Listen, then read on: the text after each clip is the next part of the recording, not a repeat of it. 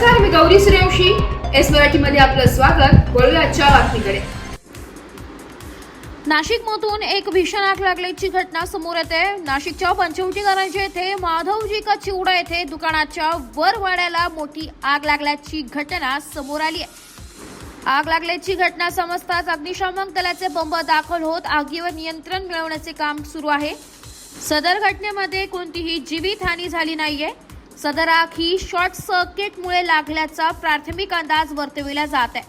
आग बघण्यासाठी बघांची गर्दी देखील झाल्याचं बघायला मिळत आहे.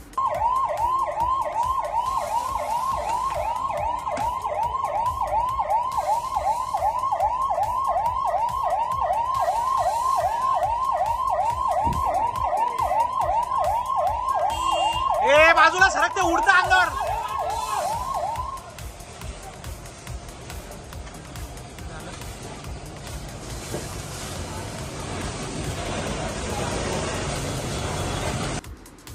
Report S Marathi news Nashik. अशाच नवीन ताज्या घडामोडी जाणून घेण्यासाठी आमच्या एस मराठी न्यूज चॅनलला लाईक करा, शेअर करा, सबस्क्राईब करा आणि बेल आयकॉनला क्लिक करायला विसरू नका.